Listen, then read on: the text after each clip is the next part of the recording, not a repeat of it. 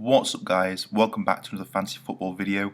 For this one we're going to be running through a general guide on FPL, some general tips and 5 tips on how to achieve a higher ranking.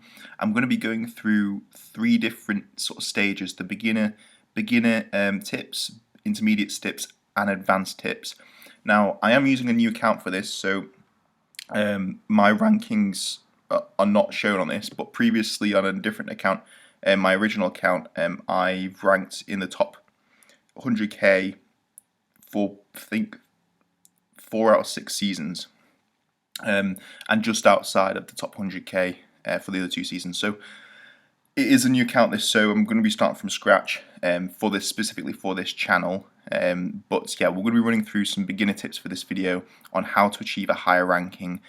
Specifically for beginner rankings, I would say the top 500k. You know, what 5 tips are you going to need to get into that top 500k? For the intermediate, it's going to be top 100k, and for the advanced, it's going to be top 10k. So yeah, let's jump into this one. Okay, so the first tip that I've got for beginners, for people just starting out on FPL, and you want to score relatively highly, probably the top 500,000, which is probably enough to at least finish highly in your mini league, or maybe even win your mini league, depending on what the competition is like. My first tip would be to make sure that you plan your captaincy options. So what that means is your captain is going to score double points, your player. And I know this specifically for beginners. You may have never played FPL before. If you haven't, then this is probably relevant to you. Your captaincy option is going to score double points. So it's really important to get that right as many times as you can throughout the season, and because really that's going to be your highest scorer, if there is one, out of your whole team. And getting your captaincy right on a bad game week can turn it into an okay week, and on a good week can turn it into a really good game week. So getting the captaincy right, in my opinion, this is not just a beginner tip, this is, my opinion, a universal tip across all rankings. You need to be getting your captaincy right week in, week out. It is the most important thing, in my opinion, because at the end of the day, it's about points, and the player who's going to get you the most points is the one who scores points, but is also your captain. With that said, let's have a quick look at that on how you can plan effectively your captaincy for each week. Okay, so I think the best place to start for a captaincy is fixtures, in my personal opinion. I think that the fixture is the most important thing for a captain. It's going to determine your point ceiling for that player.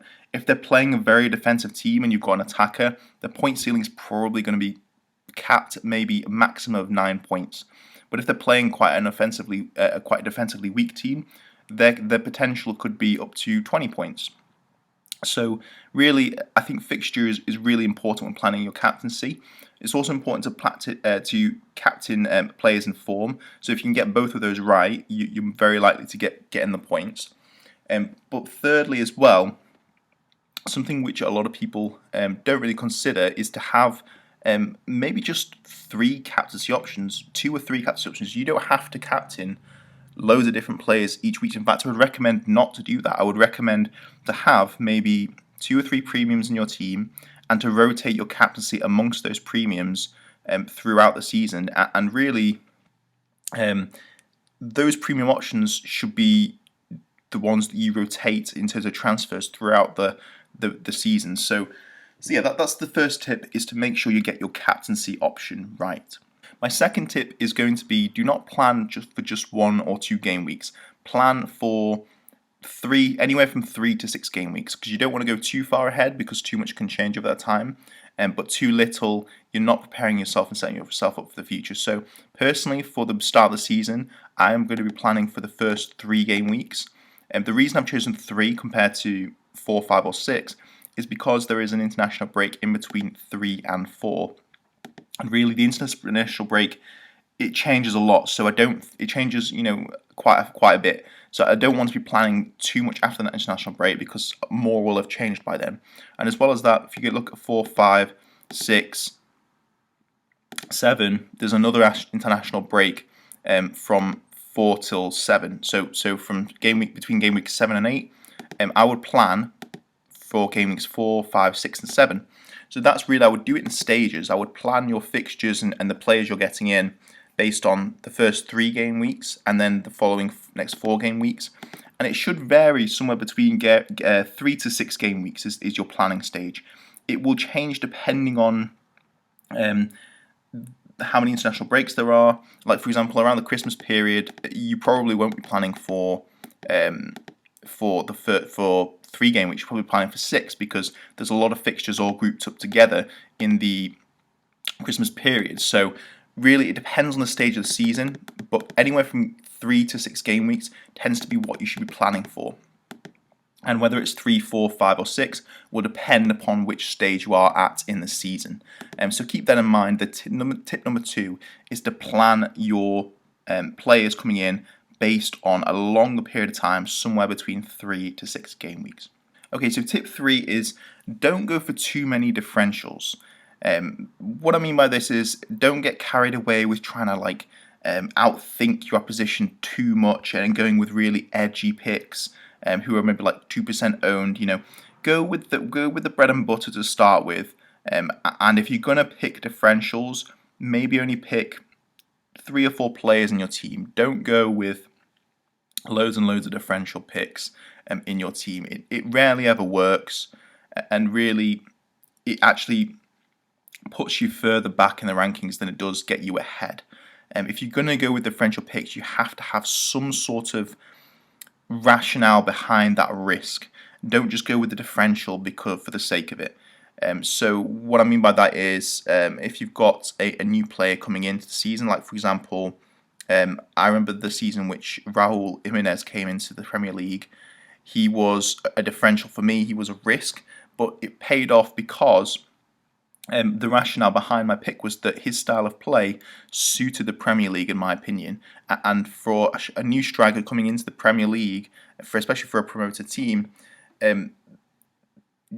my main rationale behind why I would pick a player if they're newly promoted is if their play style suits the Premier League and if their team is also going to do well. So I knew that Wolves were a promoted team who was slightly ahead of most promoted teams, and I knew that Raul Jimenez was on penalties and had a play style which suited the Premier League and was a talented player. So that's the reason I picked him as a differential. I didn't just pick him because he was lowly owned or because, like I said, it was lowly owned because no one else owned him. There was some rationale behind it. So yeah, tip 3 is don't go for too many differentials. If you're going to pick differentials, maybe only go for 3 or 4 and pick them with rational thinking rather than just because they're lowly owned and it could be, potentially huge gain.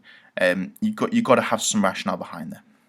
Tip number 4 is to have a well-balanced team. And what that means is don't go too heavy in any one position and be flexible in your team throughout the season, because really, Fantasy Premier League is all about timing. If you want to maximize the amount of points you're going to get, especially for the top 500k, you've got to be flexible in what transfers you can make without taking hits. So what that means is distribute your budget amongst players in each position so that you can transfer in and out other players who may come into form or you think are going to come to form. So if I'm looking at my midfield, I have 2 premium players, I have 1 medium price player, another medium to low price player, and 1 low price player. What that means is I've got a catering for pretty much every price point there. I have a price point for premiums, so I could transfer Fernandes to Kevin De Bruyne, or I could transfer Salah to Mane if Salah gets injured and Mane is still in form. I've got a medium price player, so I could transfer Torres to Havertz or Pulisic, or maybe Grealish, and I can transfer Buendia to Rafinha. There's a few different price points in each area for this midfield. Now, where this team's probably slightly less balanced is I don't have a premium defender, like a super premium defender like Trent Alexander-Arnold, but they tend to fall into their own little category of extremely high-priced defenders. 7.5 for a defender is very, very high, so I do still have some premium. I would consider 5.5 a premium, but it's not super premium, so there is still some flexibility in this defence. I've got 3 5.5s, and the budget is is relatively well distributed. There's still a fair bit of money in that defence. I'd say probably the weakest part of this team is the forward area. However, I think that for this season in particular, the forward spot doesn't favour premiums that much. If we just have a quick look, most premiums are pretty well priced. So if we just have a quick look, yeah, the highest premium we've got is Kane, who won't be starting for the first few fixtures. And then after that, they're actually pretty well priced after that, 10.5, 10, 9, 9, 8.5. There's not loads of premium options who are that attractive. I mean, Firmino's not that attractive a pick, neither's Lacazette, neither's Jesus, neither's Cavani. Werner's not that attractive, neither's Aubameyang. Like, a lot of these premium players are not that they weren't that in form last season. So a lot of the value, in my opinion, so far this season has been about the mid to low price bracket, like Calvert-Lewin, Bamford, Ings, Watkins, Iheanacho. That seems to be where the value is at the moment. But anyway, the point of this tip, the fourth tip, is to be flexible in your team. So don't go too heavy in midfield, trying to squeeze in 4 forwards, or four premiums, or for the forwards, trying to squeeze in 3 premiums. Try and have a well-balanced team. Okay, so tip 5 is all about patience. I think that it's very easy throughout FPL, similar to almost like trading the stock market, where you can bring in a player and they may not perform immediately, and then you're very tempted to get them out straight away. And really, it's just almost, it just makes things worse, actually, to get in a player you just brought in and then immediately get them out. Unless there's very good reason for it, like injury, or they just don't look nearly, maybe it was a bad choice, something like that. But really have patience with your picks, and don't do what's called in the community knee-jerking, i.e. immediately transferring a player out just because they've not immediately scored points. Have some patience with the players and trust your picks if they're based on logic and good reasoning and a little bit of good instinct as well. Have some patience with your players. Don't be too tempted to get rid of them too quickly. That's a really important point. It's one of the main reasons why people don't do well in FPL is because they're too fidgety with their transfers. They don't give their players enough time.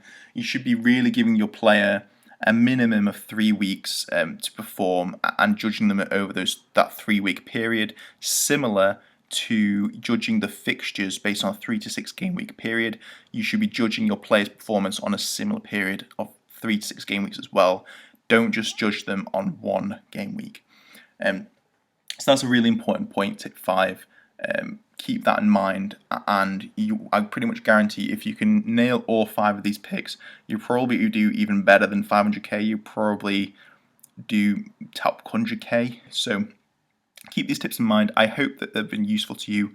This is the beginner series, so I'm going to do some 5 tips for intermediate as well, and I'll also do 5 tips for advanced. So yeah, stay tuned for those.